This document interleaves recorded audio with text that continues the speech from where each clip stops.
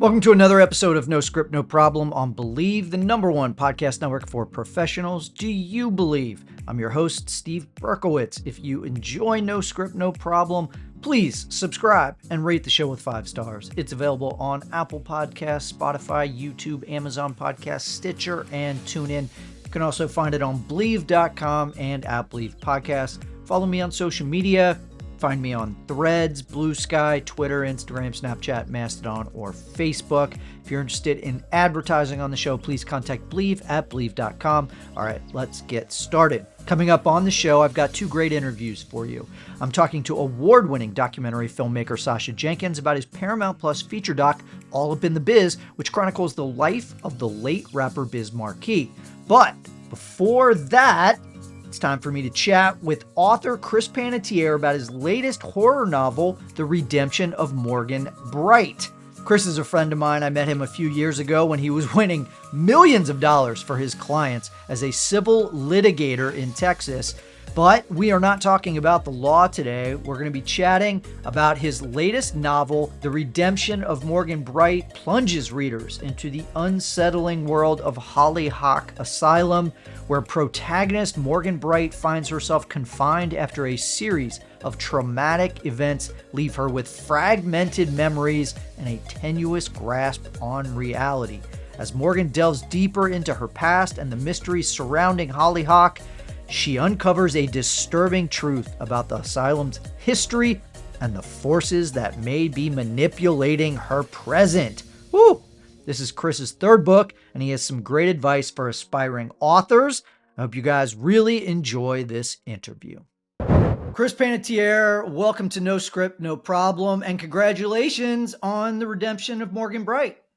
Hey, thanks so much, Steve, for having me, and I appreciate it. First of all, we know each other. I'm going to tell the audience. All right, so you and I know each other. We've known each other for about 4 years. I knew you as a lawyer, an incredible lawyer. How do you go from being this great lawyer who takes up a lot of time, and you're also a dad, so you're a husband, you're a dad.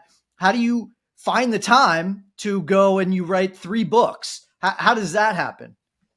The decision to become a writer was so weird. It makes no sense. It was 2015. I was in the thick of a huge fight where we were going after, as you know, different companies for asbestos in baby powder and talcum powder and makeup. And we represented, hundreds and hundreds of people who had a deadly form of cancer from that. And my daughter was a year old. My wife and I went to the movies. We saw the movie Interstellar, which just blew my head open. I just came home just like a changed person. I love that movie so much. And I thought, I want to spend more time in this world. I want to write stories about outer space. That's where it started. And at that point, I was someone who had never written anything of a creative nature outside of narratives I might develop in the courtroom. And I Googled, how do you write dialogue? Like, where does the comma go? Where do the quotation marks go? And I just started writing bad fiction. And I don't know what came over me. I started doing it. I wrote every day. I have still written every day since then. That's how the journey started. And then to answer the second part of your question, how did I do it while doing all that other stuff? Well, what's interesting is when I had my daughter, the thing I realized wasn't how much less time I had. The thing I realized was, what in God's name was I doing with my time before?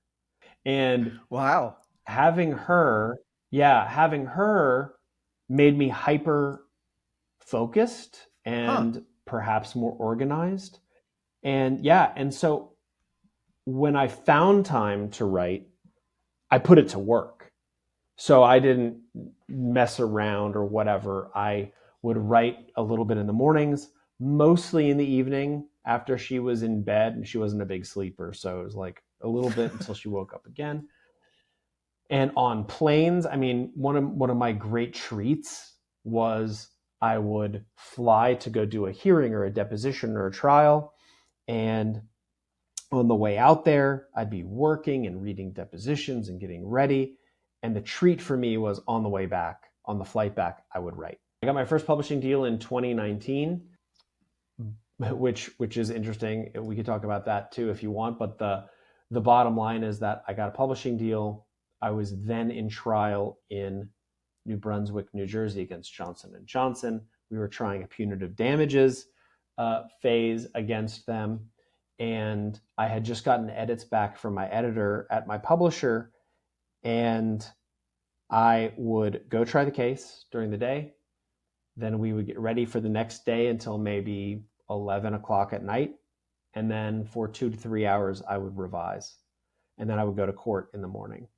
So I was working on both. I suppose I had to learn how to switch tracks very quickly. So that's how it happened. And as you know, I've stepped back a little bit from law now, so I have a little bit more time. That's amazing that I guess I didn't realize that you're completely self-taught as a writer. What was that process in terms of like, I would think at some point you realized I'm pretty good at this. How was that process of improvement? Who kind of was that person that kind of told you, hey, you got something there? Was it your wife? When was that point when you were comfortable showing what you had written to somebody? That is of all loaded questions, that is the most loaded, because I don't think any writer thinks they're great or really good. Maybe there are a few, but the ones who think they're great probably haven't been writing that long and haven't developed a nice, healthy layer of self-doubt. I've only gotten to the point recently where I believe my writing is good enough to continue to be published and to, have short stories published and have people want to read my stuff. It is a constant battle to write something new and go, does this suck?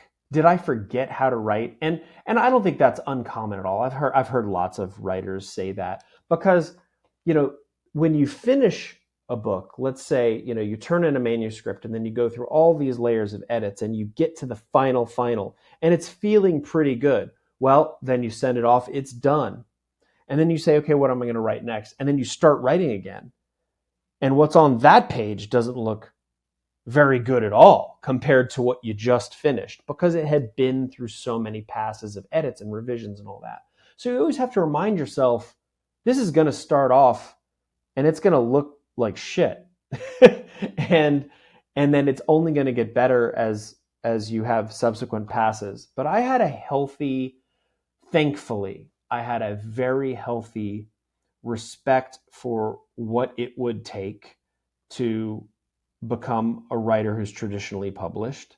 I had no expectation of meeting that goal other than to keep trying. And the one thing I had was resilience and understanding. When I started writing, I found this blog by this agent named Janet Reed. Now, she just passed away last month, but she's a big time agent. And she had this blog. If anybody listening wants to check it out, it's Janet Reed and it's Blogspot. So you could just Google that and find it. And she was putting out, a post a day or every other day about the publishing industry. And so I would sit there with my coffee in the mornings and I would read 10 or 15 of those as I was a new writer. And so I had no illusions as to what it was going to take. I knew it was going to be extremely hard to, first of all, write something. Second of all, to get an agent. And then third of all, to sell, to a publisher. So I had a very healthy respect for the work and the journey, and that it might just be a journey that never really ends. I'm lucky to be published now, and it takes some luck. But now I want to continue publishing. So it's like starting over every time. Like I write something new and I want the next deal. One of the things I respect so much about your writing is that I think, like, I have friends who've gotten their books published, but It's all kind of like, I'm going to tell the story of what I've been through. And I very much respect that. Or I've got advice for people. You know, I could totally see you writing about the law, writing about some of the big cases you've been in, but you decided I want to write about horror. Very much completely different from your day job. What made you go, you know what? I want nothing to do with writing about the law or about cases. What inspired you to go down this very, I was about to say dark, this very kind of unique horror path as a writer? That's a great question. It's because it's funny. So many people were like, "Oh, you should write legal thrillers. You should, explore that." And I think the quick answer is a heavy dose of burnout that I was suffering in my career after 2 decades made me not ever want to write about the law at all. And I I came to writing late. I came to reading fiction late. And only when I was in my mid 30s, and of course I read fiction throughout my life, but never like a reader, people that are really reading every day. I have friends who can read a book a day. I still will never read a book a day. I'm a slow reader. I can manage a book a week if I'm really trying. Most of the time I may be a book and a half a month or something like that. And so when I started reading fiction, like genre fiction, and it started with science fiction, some fantasy, the book that really kickstarted, two books really kickstarted it for me. The first was, and I kind of have my daughter to thank for so much of this, who's now 10. The first one was, while before she was born, we were trying to work on names, and my wife, who is a big reader, very big reader, always has been a big reader, she suggested Lyra. And Lyra is, of course, the protagonist of His Dark Materials, the trilogy by Philip Pullman. And I was like, okay, well, I love that name, but I want to go meet this person, right? And I wasn't reading a bunch. I had read all of the Song of Ice and Fire, all of that stuff, mainly for my wife, because we were going to watch the show. So I was like, okay, I'll read the book so we can talk about this stuff. And I really enjoyed it. And then I read His Dark Materials, and that blew my mind in such people will laugh. It's so naive, but I was like, wow, books are amazing, guys. I don't know if you guys know this, right? I mean, I spent my whole adult life reading nonfiction stuff, a lot of science. I'm really into astrophysics and astronomy and all of that. And I have applied that in some of my writing. But this was the first time my mind was really blown open. And kind of from there, I was like, I want to play in this world. I want to play in pure imagination, creating things from whole cloth. And I was way more interested in that than doing more of what I was doing in my day job. And so I wanted to create entirely what felt to me like entirely original stories. There's no such thing anymore, of course, but there's original takes on old stories. And I think I was doing a lot of that. All right, so let's talk about the redemption of Morgan Bright. All right, the story revolves around, as the title suggests, Morgan Bright. She blames herself for her sister's death. Her sister died on the road leading away from Hollyhock Asylum. Unknown reasons, as always in a good book. The case is still unsolved a year later, so Morgan creates a false identity and goes inside the asylum. She quickly discovers, yeah, this is not good. This place is messed up. You got all kinds of supernatural stuff. You got ghosts and kind of chaos ensues. All right. So first question, like the asylum is just like the coolest place for a horror story. What was kind of the inspiration for Hollyhock? How did you kind of bring Hollyhock to life? And it becomes kind of a character unto itself. No doubt. I wanted to write an asylum story that was like a contemporary Gothic. So this is a contemporary story. And so I wanted some old asylum aesthetics because readers love that, but in a contemporary setting. So of course, this particular, and of course they would balk if you called it an asylum. It was an asylum, and now it's a very kind of, it sells itself as an enlightened, upscale, almost luxury hospital for women's mental health. But looks can be deceiving, and throughout the journey of the story, you realize kind of the truth about Hollyhock. It is a very old building in actuality. It's gone through several different iterations. This is only just the most recent. And it may also be built on poisoned land, so to speak, making Hollyhock a bit of an amplifier for whatever is going on there. And I think some of the main influences, truly, there were no asylum story influences that I had going into this. The only influence I had regarding that was the true story of Nellie Bly, the 23-year-old journalist who in 1887 had herself committed to New York State Asylum, which is the moxie to do something like that as a woman in the late 1800s is just unfathomable to me. She did it. She was there for 10 days. They tried to keep her there, and her editor had to go and get her out, and she wrote a book called 10 Days in a Madhouse in order to report on the conditions of the patients. So that was the real life inspiration.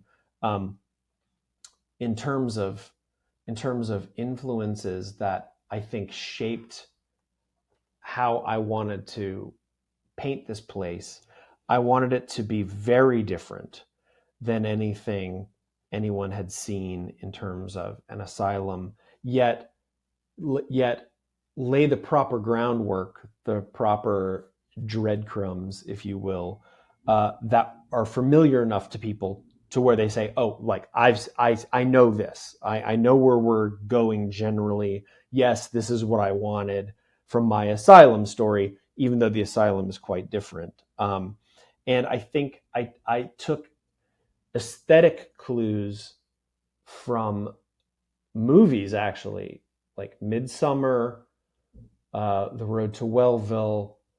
I think that's what it's called. And even Hereditary.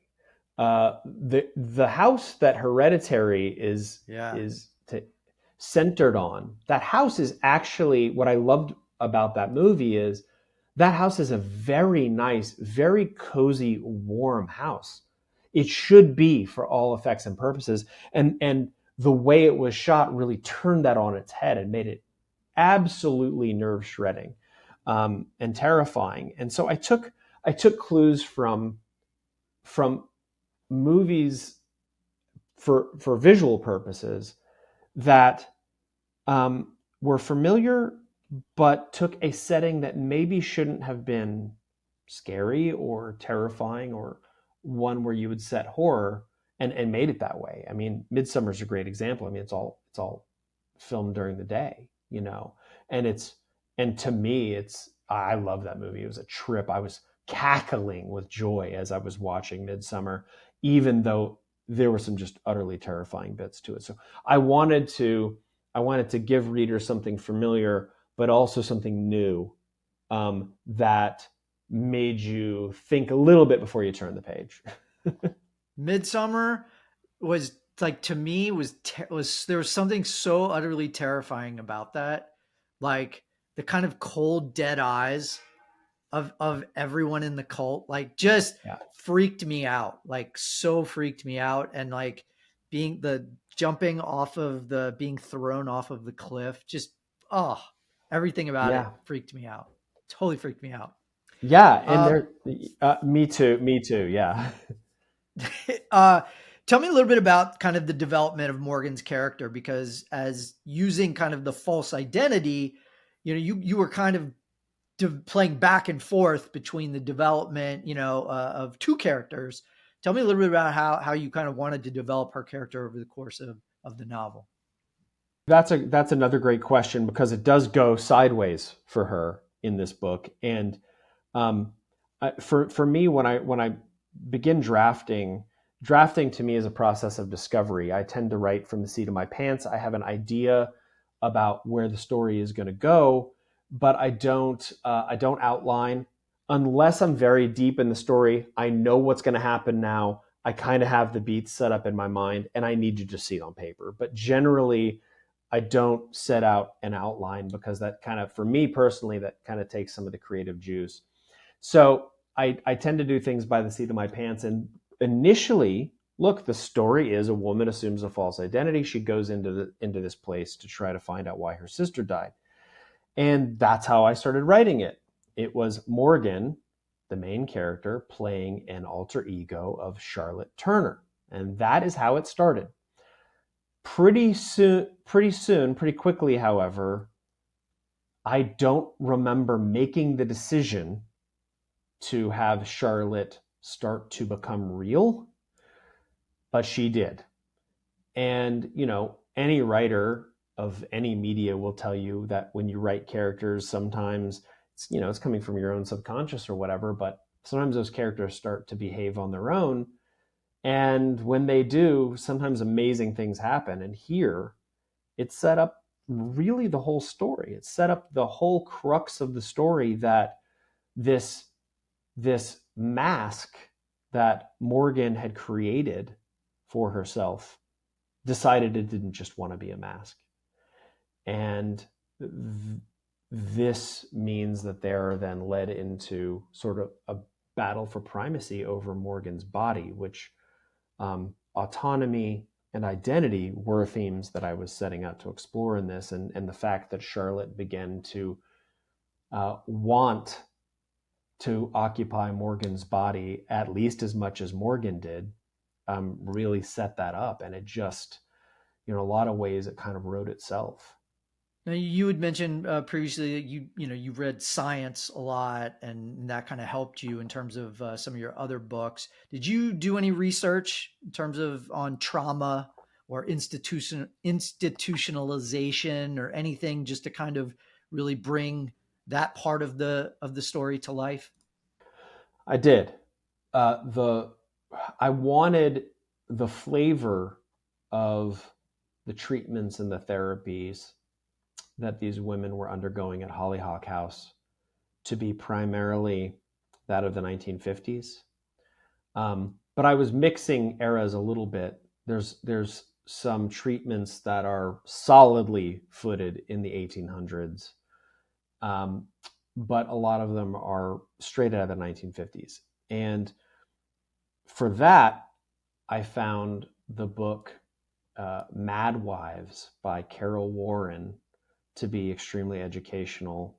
That was actually a scientific study that was a survey of, I think, 15 or 20 women and how they were treated in the 1950s, full with interviews and biographies and all of this. And that was extremely educational to kind of see it in real time, so to speak, to see how these women were treated, paying attention to their interviews, what the doctor said, and all this.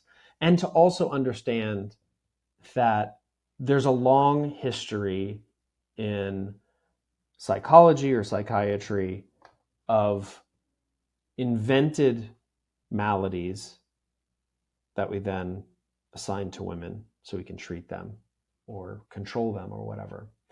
And that was extremely educational. For the redemption of Morgan Bright, there's a psychological diagnosis called domestic psychosis. Now, that doesn't actually exist, but neither did hysteria. And so I took a lot of the past and I pushed it forward for a lot of reasons, a lot of social reasons that are happening now.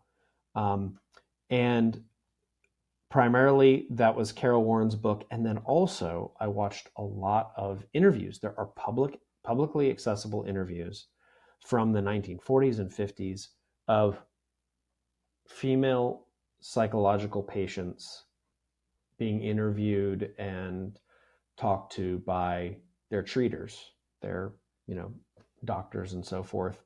And those are just, man, you go, what were they doing? What were they trying to do with these women? And that's some of the saddest stuff you'll ever watch, because mostly what I saw was resignation, because these women were powerless, and there was just a lot of, a doctor saying this and this and this and this and this, and the women saying, sure, whatever. And so you get a diagnosis that a doctor basically asked leading questions to get. So it was primarily Carol Warren's book, and then a lot of interviews, and then a lot of, people love asylums. So the internet is full to the gills of websites, historical websites on different asylums throughout the world, the United States. And I definitely did some deep dives on those to learn about the different treatments, the devices, and just what was done to people, so that I could either say, okay, here's the foundation for this place, what it had done in the past, and can I invent anything that was worse than was already done for the sake of the story? So yeah, it was a lot of that type of stuff. You and I both love movies, love TV, and I know you've had interest in some of your work. Do you, in your mind, when you write something like Redemption of Morgan Bright that is very visual, you can feel everything around, you do a great job of painting a picture, the characters are vibrant. In your mind, are you seeing things almost like they are on the big screen, or that you can feel them? Not necessarily like you're going, oh, this is a 6-episode limited series or something, but do you almost think in scenes as you're writing? Absolutely. I don't think any other way. I see it all in my imagination, and I'm a visual artist too, and that's probably why I see things in terms of the visual impact. But there's nothing I love more than, man, just a bold, shocking, unusual, discordant image. And if I can put that into a horror story, then I'm gonna. And I tried to do that repeatedly in The Redemption of Morgan Bright. But yeah, I definitely see it play out as a scene. I see things, as if it was on the screen. And I think that has been good, because it keeps my pacing pretty good. Because since I'm watching it on the screen of my own mind, after a couple paragraphs, if something's not working, I'm like, well, I'm bored. I'm checking my phone, and so that's a good check on making sure my pacing is doing the right thing, doing what it needs to do in the story. This is your third book. Is there anything that you learned in the first two, Stringers and The Phlebotomist? Is there anything you learned in those first two that you took into the third book and it really kind of helped you out? That's a great question, and I haven't been asked that question before. And I think what it gave me was confidence, because The Phlebotomist, which is my debut, is it's a little bit twisty. It's got a neat conceit, but it's a pretty straight ahead science fiction / horror adjacent adventure. Stringers is much more audacious. It's very layered. It's very, it examines the nature of consciousness and the universe itself, and makes a lot of dick jokes along the way. But it's very audacious. And I think the fact that, I got both those books out, and they did well enough to earn out. When I sat down to write The Redemption of Morgan Bright, I think I knew I wanted to take another big swing. And I think those two previous books gave me the confidence to try to do that. I don't know that I never consciously was like, am I ready for this? But I think that if I hadn't done the other books first, and this had been my first book, it would have been very different. And probably, well, I mean, certainly not as refined as this one was in a lot of ways, just because you continue to get better as a writer as you continue to write. But yeah, I think I had the confidence to push through the difficult stages to get it to where it needed to go, because it did have some stages where I was like, this is terrible, this sucks. I mean, that happens a lot with writing, where it goes through an ugly phase, and so does painting, for that matter. You always have to remember that ugly is just the phase that it's in, and you're going to pull out of it. And I had the confidence, because of those first two books, to know that I would get it out of that messy phase and get it to where it needed to go. So I think that's the answer, is some confidence. Now that you're out there, you're doing all the book signings, this is probably your 100th podcast talking about the book. What is the thing that's kind of surprised you the most about, now kind of really being out of the courtroom for the most part and being an author? I think what's surprised me is that I really, really love being around other horror writers and horror readers. I always, in the practice of law, I was fortunate. For the most part, I always loved the people I was working with. We had a singular goal, and there was a lot of selfless people I worked with, which, coming from a lawyer, that's saying a lot. But I never wanted to go hang out in a room of lawyers, ever. And there's lots of lawyers who live for that. I mean, to me, that's my idea of hell, is going and hanging out in a room of lawyers. When I started to sort of be introduced into the horror community and the writing community at large, but I'm spending a lot of time in the horror community now, I was like, this is it. These are my people. I love these people. And there's no small talk. There's no, bullshitting. It's just, you jump right in. It's like you just know these people or have known them. And so I just love that. I cherish it. What advice do you have to somebody who's like, I know I got a novel in me, or I know I got a book in me, but I don't know the first step, or I'm scared to take that first step? What advice do you have to somebody who wants to write a book, but might not know how to get started? That's such a great question, because of course I have friends that say that. I meet people who say that.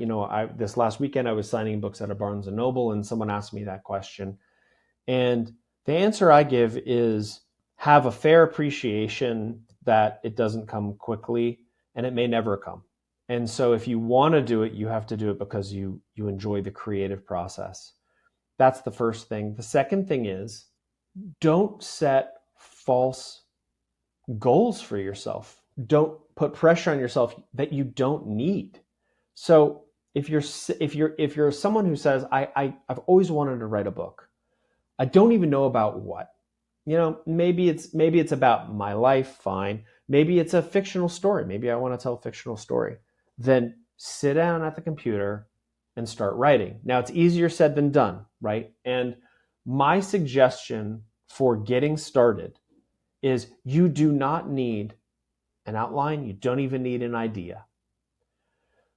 When your mind is geared toward something, if you're thinking about, and anybody who has any job whatsoever, if you're always thinking about those things at your job, your mind is gonna hit you with that stuff, whether you like it or not, right? You're laying on the pillow at night, you're thinking about work. You're not trying to think about work, but you are, because you're calibrated to that.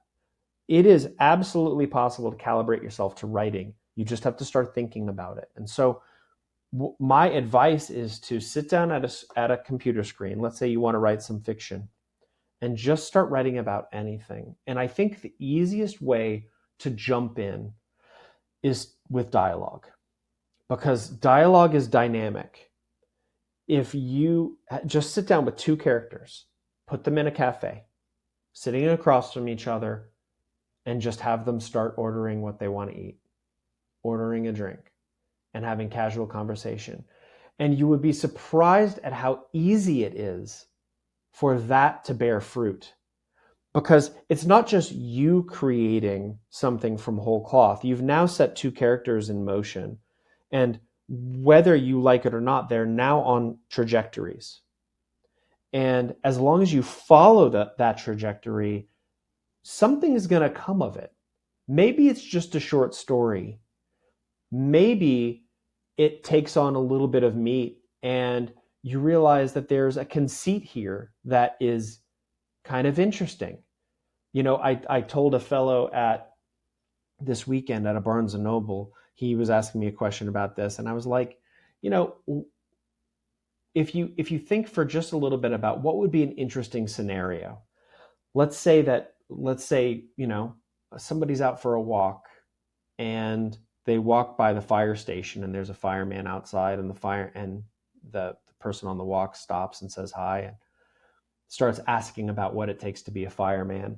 And then you learn later that the person who is asking is an arsonist, and maybe the concept of fireman arsonist, well, that's interesting, right?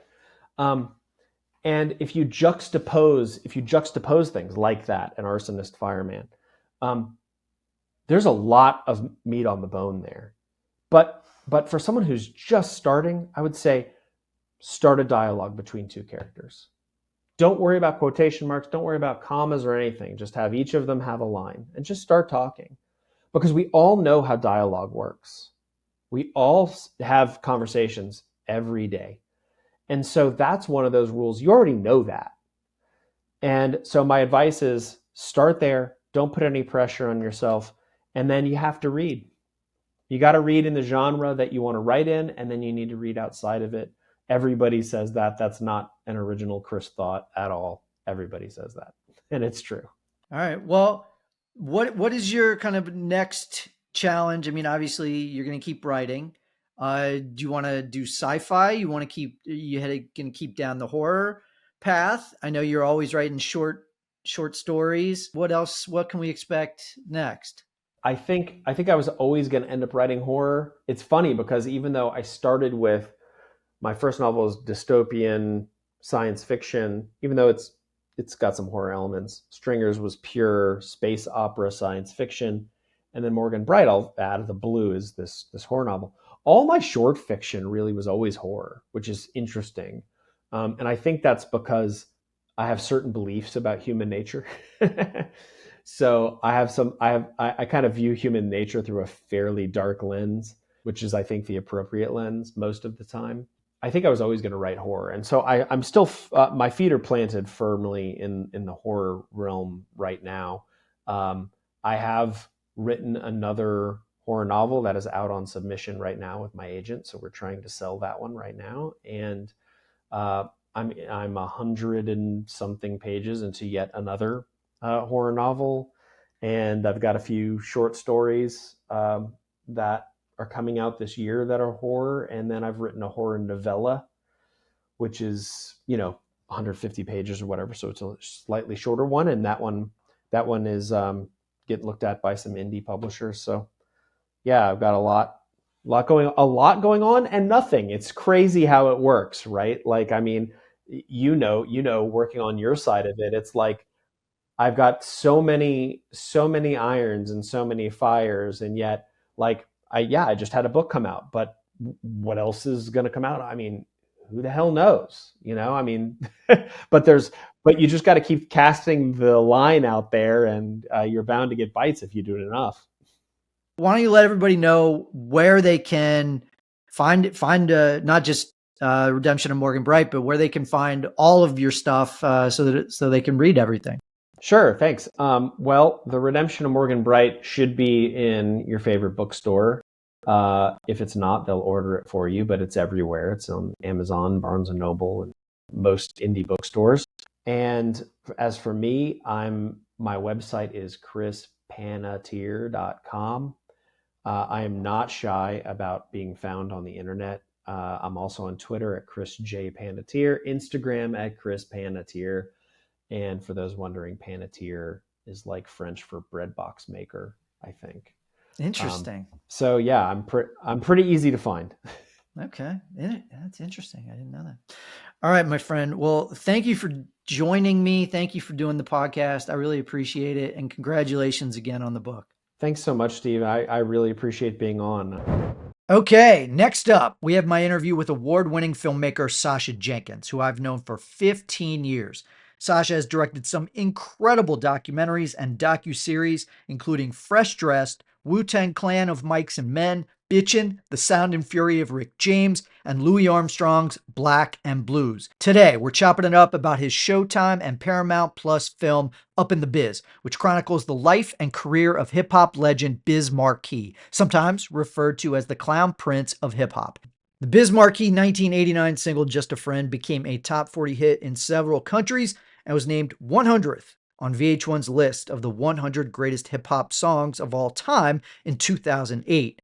Just a Friend, among several other songs, solidified Biz Markie's place in hip-hop history. Sacha, as always, does a fantastic job telling this story, so you really need to check this film out. Hope you guys like the interview. Welcome back to the podcast, Mr. Sacha Jenkins, the documentary, All Up in the Biz, about the one and only Biz Markie. Sacha, congratulations. I loved the documentary. What made you want to do a doc on Biz Markie? Well, when Biz was alive, he reached out to me about doing a doc. He was ready to tell his story, and I just thought he was such a fascinating guy. And I tried and tried while he was alive. I had a deck, had a way to go to make the film, and I had no luck.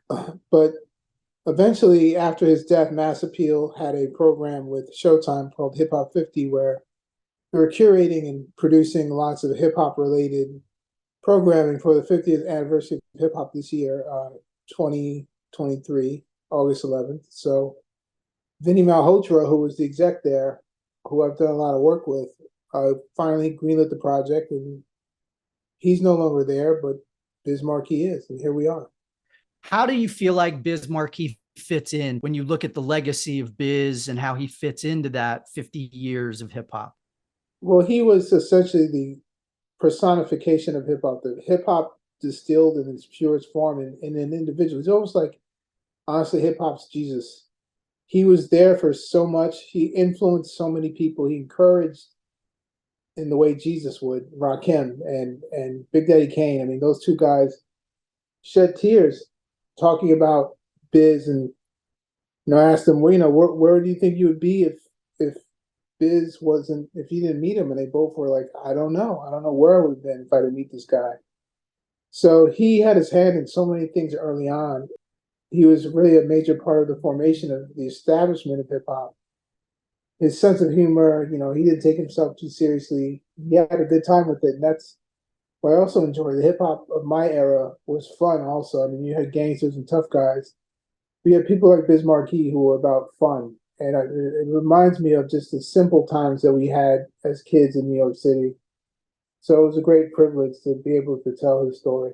You mentioned he has passed away, but you manage in the documentary to really provide that fun that he had, that kind of lovable character who he was.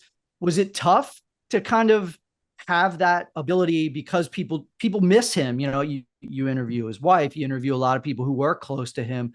Was that something you kept in mind throughout, that you didn't want this to kind of be a sad documentary? You wanted this to be upbeat because of who he was as a human being?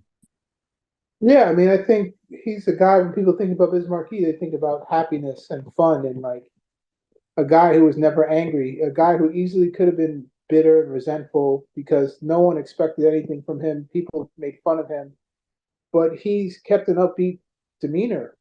I felt that was really inspiring, so I wanted to find a way to pay tribute and honor that while also tell a story. And you can't get like a human being to be Biz Markie. It's just weird. So he collected toys. One of his more famous videos, or a video that he was attached to, Me and the Biz. You learn about that story in the film, but Master Ace used a Biz puppet to replace Biz because he couldn't make the video shoot. And so, to me, it all made sense. I mean, the guy collects Barbie dolls. He's on Yo Gabba Gabba. He he's just a big goofy guy, and I thought the puppet would be a good idea. Don't ask me why, but a voice told me go with puppets. A voice also told me to ask his wife to be a part of it and reenact those scenes, which you know, it's not a traditional request, and but she really just leaned into it and did a phenomenal job. And some people feel a way about her doing that, but I think she understood the reason why she did it was she knew that it was something that he probably would have wanted, and she, did a great job honoring her husband. For the audience, like, you really have to watch the documentary, because I applaud you, Sacha. Just like every film that you do, you take a chance in some way so that everybody knows that it's your documentary. And using the puppet, you're immediately going, whoa, whoa, whoa. Was that something that kind of organically just came up as you started filming? Was it an idea that you got talking to his wife? How did that idea of using a puppet version of Biz Markie, how did that come about? Well, the actual puppet, Ego Trip magazine, which is a magazine I used to publish, we got our hands on the actual puppet. So there's a guy. The puppet is actually in a duffel bag in a basement in Harlem right now, and I wanted to borrow it for the shoot, but the ward of the puppet refused because he said it's just in poor shape. And I said, well, I'll get you a car, drive you to set. You can be the only one handling the puppet. You can take the puppet out of the bag and put it back. I just want to show Master Ace the puppet. He didn't want to do it. So I thought about what would be a good sort of way to represent that puppet that I couldn't get, and something that would be true to Biz. And so a friend of mine worked on Crank Yankers for years, and obviously, if you know Crank Yankers, you know they have real legitimate puppets. So he put me in touch with a puppet master, and he made the puppet and came up to New York and operated the puppet. And I don't know, man. Sometimes the voices in my head tell me to do things, and I think we all have voices in our heads. And the voice in my head told me to get a puppet, and the voice told me to get his wife to play herself in the film. And it is a chance. And some people don't like it, but I think most people get it and understand why I did it. So, when you have your chance at bat, you got to try to come as original as you can, so you can. There's so many choices, so many platforms, so many networks, so many things that people can choose to watch. You want to make something that people will, won't be distracted by other things and really pay attention to what you're doing, because these days, once the thing comes out, it's hot for about 2 weeks and then it just disappears into the ether because there's so much stuff out there. So I wanted to take a swing and also show people that I'm making my way towards narrative filmmaking. And so, and I've done a million docs. It gets boring just having people sit there and talk about somebody who's dead. So I wanted to make it more interactive, I guess. Now you've done a handful of documentaries about fantastic musical artists, Wu-Tang Clan, Rick James, Louis Armstrong, Biz. As you said, like, this is becoming kind of one of those genres that is so prevalent now. You're right. It can be easy to just go, okay, yeah, I missed this one. I saw that one. How much pressure do you have now when you're talking to their family, their wife, their friends, other artists, that it's like, okay, I'm telling the definitive story of this particular artist, and creatively, like you said, you've got to go, okay, I can't do the exact same thing that I did with Wu-Tang Clan or I did with Rick James. I got to come up with something different. Yeah, well, you try to get in with the estate and the people who are closest to him, and I think we did a good job of getting in touch with the right people. It was a properly curated group of people who knew him and loved him, between family members, his widow, friends, other artists. So you make the rounds, and people understand your intentions. They're like, I'm not trying to make a film that's going to like get him somehow or paint him in a negative light. But I'm also going to make a film that's fair and balanced and gets into things that he didn't want to talk about. And all of his friends and family will tell you that, like, he never wanted to talk about family or things that made him feel uncomfortable. So we were able to tackle some of the things that he couldn't tackle himself, or things that he didn't want to tackle. And so when you communicate your idea and the kind of balance that you want to get the right people in there. People usually cooperate. I mean, when I did Rick James, his daughter Ty was extremely collaborative and let me do my thing. And with RZA, he had a lot of faith in me and just let me do my thing. So I think I try my best to make people understand that I'm very sincere in what I'm doing. I'm a music fan. I'm a musician. I want to make sure that this thing is true to the artist who is here or isn't here. Do you think that looking at kind of the landscape of hip hop today, will there ever be a character or a rapper who can be as unique, be as colorful as somebody like Biz? Yeah, well, I mean, I think it's up to the new generation to decide to make that decision. I mean, I think that from what I can see, these kids, their their sphere of influences were way more broad than when I was coming up, and so I think they have a lot of information and culture at their fingertips with the internet and kind of the places they roam these days.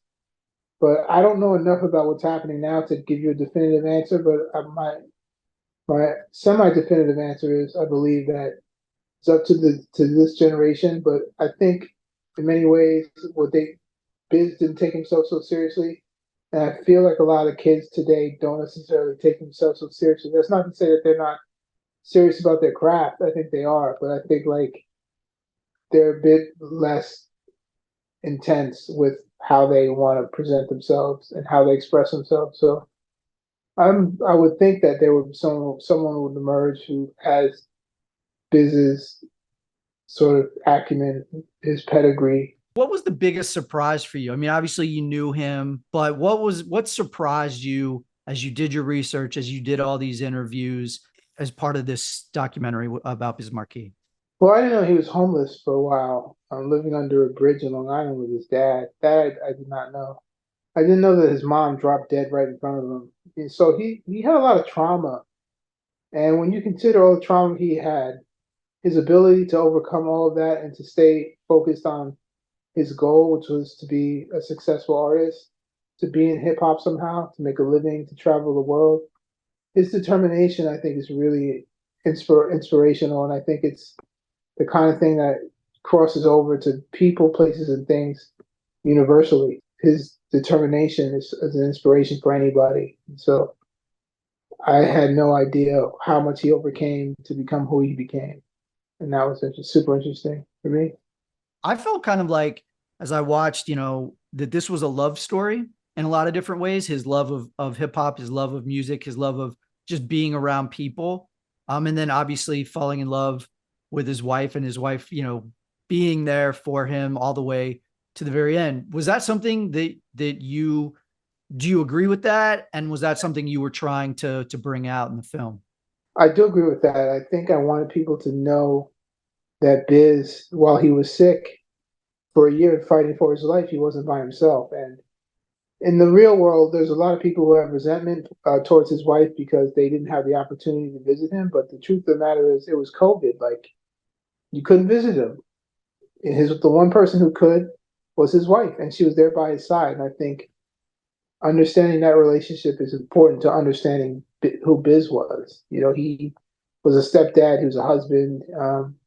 He loved being a husband and a stepdad. And I think understanding that is an important part of understanding who he was as an artist and beyond. What do you feel like is Biz's legacy? What do you feel like? How do you feel like we should look at him in the kind of scope of hip hop? Well, I think his big hit, Just a Friend, was an early crossover hit for hip hop, meaning at a time where hip hop wasn't everywhere in the mainstream, he was able to make a song that connected with everybody. And to me, that foreshadowed where hip hop was going. He, sang off key. So many people didn't believe in the song. So many people didn't believe in him, but he pushed forward. And that song wound up becoming a huge hit. But again, if you don't know Biz Markie, but someone says, "Have you heard this song?" and you play 3 bars of "You Got, Just a Friend," everybody knows that song. So in his own way, he contributed to the mainstreaming of hip hop with the level of you could be mainstream in hip hop but remain authentic. You could cross over from hip hop to the pop world, but you can do it while remaining authentic to yourself. And I think that Biz knew who he was at an early age and was true to himself the whole time, which is also really inspiring. All Up in the Biz is on Showtime, which is now Paramount Plus with Showtime.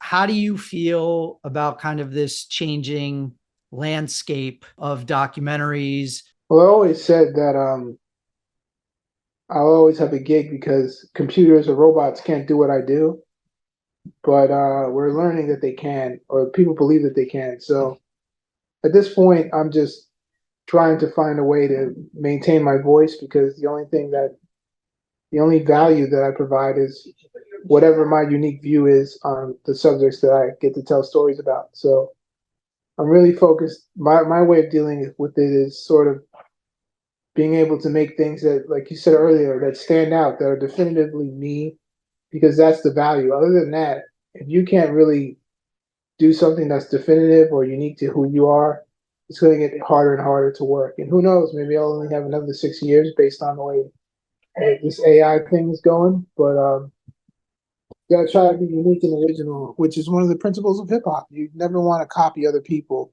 And, it's all been done.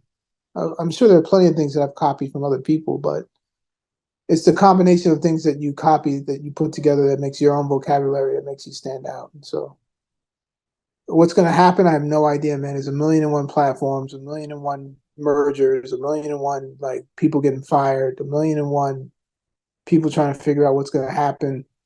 I just got to keep going. I can't really think too much about it, but I'm lucky right now. I'm still getting work, so I'm very thankful that I'm able to maintain a fruitful living. I have this film about Ed Sullivan that's coming sometime soon. That's completed, so it's all a calling card that will hopefully lead to the next gig. I got to think of it in very simple terms because if I try to get too philosophical or too deep with it, it's going to drive me nuts. We don't want that. We don't want No. that. I don't get a week off for mental health breaks like people at Nike do. So that's true. That's very true. So you have Ed Sullivan coming up. You've done Louis Armstrong, Biz, Wu-Tang, Rick James. Do you enjoy digging into a person or a few people's lives like that? Or are you looking forward to maybe taking on a subject matter or deep dive into a scandal or, a scam or something? Do you love this kind of ability to take an artist's life or somebody's life and really tell their definitive story? Well, I love music. I think through music, there's so many things that you can unpack just doing artists. Like a song is like a movie in and of itself, and there's so much information inside of a song that you can unpack that leads to understanding the individual who created it. So, as a musician myself, I love surrounding myself with music any chance I can get. But I did a film called Burn Motherfucker Burn about the so-called riots of Los Angeles. So yeah, I'm open to tackling topics and getting into larger conversations about the world at large. But right now, it seems like I've got a rhythm with these music docs, so I'm not gonna upset the apple cart too much. But I'm open to the possibilities of other things coming my way. Some people may not know that you do play guitar in a band. As a musician, how much does that come into play when you are a filmmaker on a doc about a famous singer or famous musical artist? Well, I think if you have performed before, you have an understanding of what the artist may have been thinking or what they've experienced. I mean, obviously, I'm not Rick James, but I've been on stage in front of a couple hundred people before, and I know what it's like to do press. I know what it's like to put out a record, and in these days, like rock and roll isn't like the big thing. It's funny, like Slash is doing an album about blues, like a blues album, a blues solo album. I heard an interview with him where he's talking about the interviewer was like, well, blues is essentially dead. Now, you think you're bringing it to life? He's like, I love the blues. It's always there. But I'm thinking to myself, like, rock and roll is pretty dead right now. I mean, it's not dead for Guns N' Roses because they're touring and they're getting paid. There's always going to be room for a couple of marquee rock bands. But I think rock right now, like kids don't really care. So for me, having the ability to be around music and musicians is always great. And I think from my experiences, I have an understanding that I can bring to the table that might help bring out questions I might ask that someone else might not ask, or an understanding in terms of the editing or things we're putting together to help tell the story. So I think with music docs, I think I'm going to add an advantage. The presence of YouTube, the presence of TikTok, Netflix. Right now, if you're under 30, right, you're not watching Showtime, you're not watching broadcast media, you're not really even watching Peacock or, in a lot of times, Discovery. So how do you, like you're a father, you have a younger son. How do you kind of approach this new world of digital? Do you look at the YouTubes of the world? Do you look at TikTok as a place that you can kind of maybe get some of your content? Right. Yeah. I mean, personally, I'm on YouTube every day. I find it to be a great resource for if I'm doing a project, looking for interviews with an artist or interesting things that are related to an artist. It's limitless. And I realized, that people love memes and love short things. And I'm not at a place where I'm trying to make that kind of content, but that time may come. Or maybe there'll just be a time where there'll be a few people who will have the opportunity to make longer form things, and I'm hopefully going to make that cut. But it's just a new way to think these days, man. My son, like, he has no idea what the hell ABC is. I think he'll know the show Blackish, but I don't think he saw it on ABC. I think he saw it on Hulu. So he'll know what Hulu is, but he has no idea what ABC is. He knows what TikTok is. He knows what Instagram is. He knows what Twitter is. And that's what's interesting. I mean, these kids spend most of their lives, and he knows Netflix, of course, and Hulu. So there are things that he watches on Netflix and Hulu sometimes. But their world is so different from ours, from mine growing up. And I can't imagine what it would be like if the ideas that I had when I was young doing my own magazines, if I had access to something as powerful as the internet, what I would have done. But I also realized that I wouldn't have been special. When I was doing what I was doing, there were only a handful of people doing these magazines. Now, with the internet, it's like there's a million kids in their bedroom somewhere in Idaho writing about hip hop or whatever.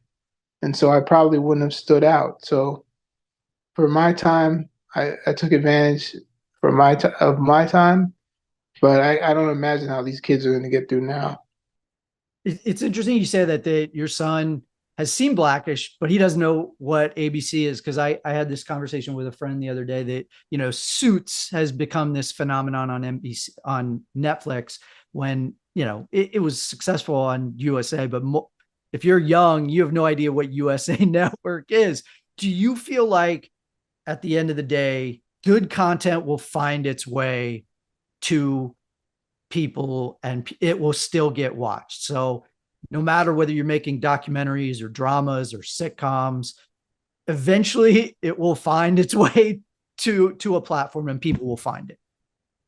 I mean, that's the hope, but I think there's also lots of crappy content out there that people think is good. I don't know if my standards are high or what, but I think there's so much that goes into it. It's not just making something good. You need promotion, right? I mean, like, promotion is super important. So you can have the greatest thing in the world, but if it's not promoted right, like, who knows what happens? It just disappears.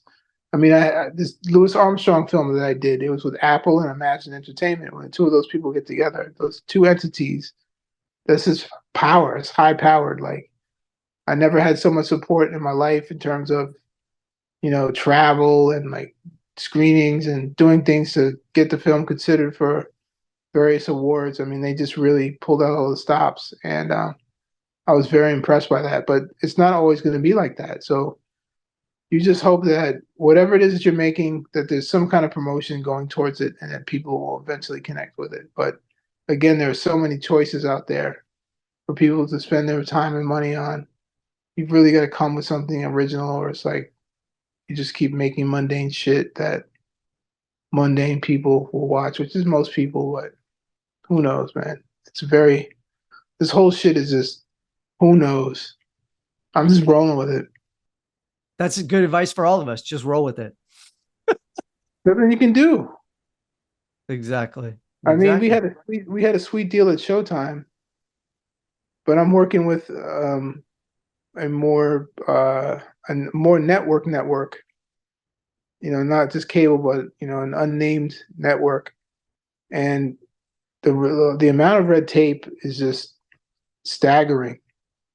I felt like looking back at my deal at Showtime, like that was like public access. Like they were great, they were supportive, and they didn't step on your toes and they let you do what you wanted to do. But when you go to mainstream, television, that shit's not easy. That shit's hard. It's a full-time job managing it. We mentioned the younger generation, right? Somebody who's making content on YouTube or TikTok, right? Where right now studies show if you're under 30, you are watching more YouTube, more TikTok than any other platform. No red tape. If you want to make content on YouTube, you make it, it goes out to the world. TikTok, you make it, it goes out to the world.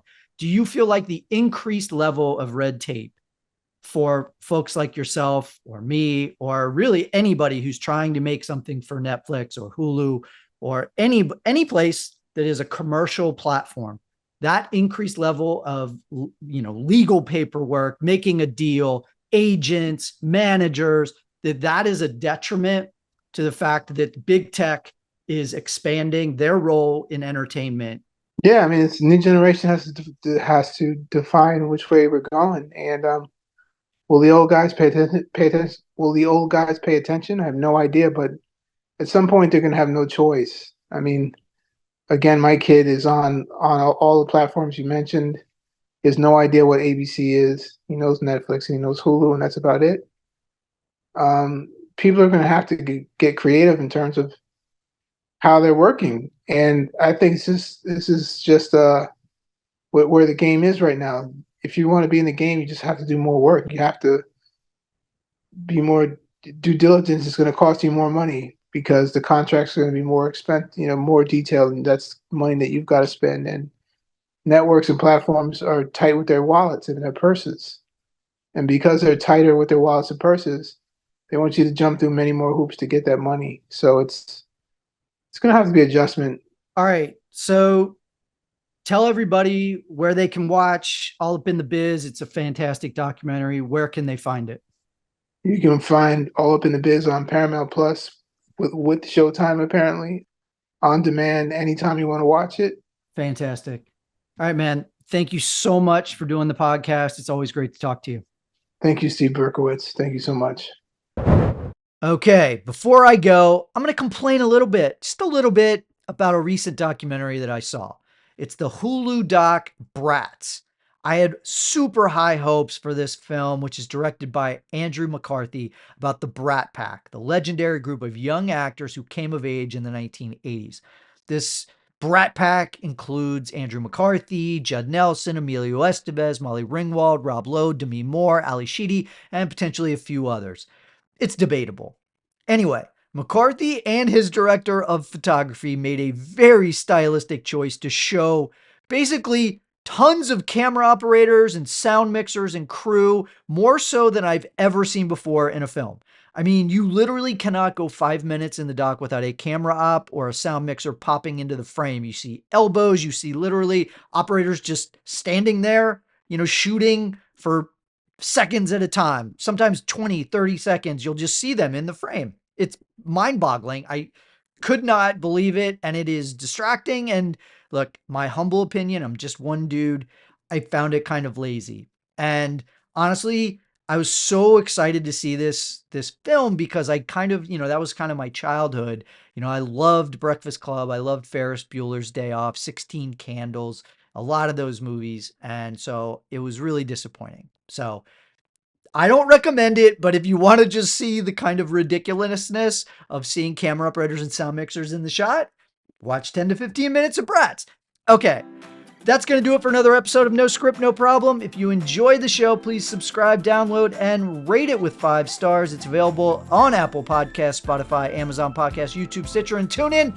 can also find it on Believe.com and at Believe Podcast. Follow me on Twitter at Steve Berkowitz and on Threads or Instagram at Steve M. Berkowitz. Send any questions you have to NoScriptNoProblemPodcast at gmail.com. If you're interested in advertising on the show, please contact Believe at Believe.com. Thanks for listening. Until next time, I'm Steve Berkowitz for No Script, No Problem.